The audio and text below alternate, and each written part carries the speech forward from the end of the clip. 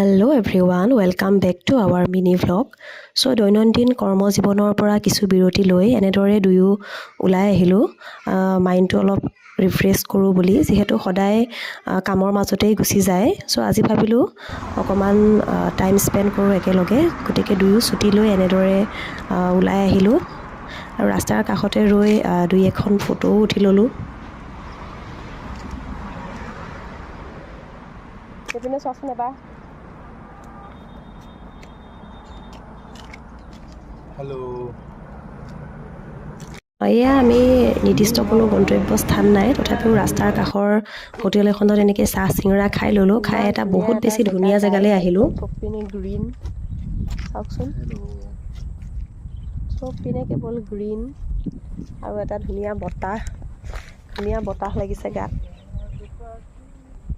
এয়া চাওকচোন ক'লে নাযাবা সেইপিনে ইমান দূৰ ক'লে গৈ আছা হা দেখিছেনে ক'ত নামিব চেষ্টা কৰিছে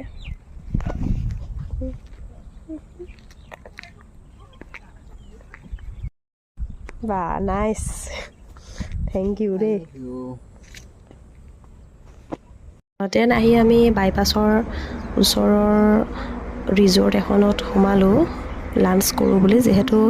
লাঞ্চ কৰাৰ সময় ইতিমধ্যে পাৰেই হৈ গ'ল তাৰপিছত চাওকচোন এয়া বস্তু এতিয়ালৈকে অহা নাই কিন্তু ৱেইট কৰি আছোঁ আমি খাবলৈ আহিলে পিঁয়াজ আহিলে এয়া চাওকচোন আমি যিখন ৰিজৰ্টত লাঞ্চ কৰিলোঁ তাৰ ফ্ৰণ্টতে কিছুমান লোকেল এলমণ্ডৰ গছ আছিলে আমাক সেই তাৰে ছিকিউৰিটিজনে ক'লে সেইকাৰণে আমিও বোলো দুই এটা এলমণ্ড ইয়াৰ পৰা ছিঙিয়ে লওঁ এয়া আমি বিচাৰি ফুৰিছোঁ চাওকচোন গুটি লাগি আছে বুজিছা চ' এইখিনিয়ে আছিল আজিৰ ভিডিঅ'টিত বাই বাই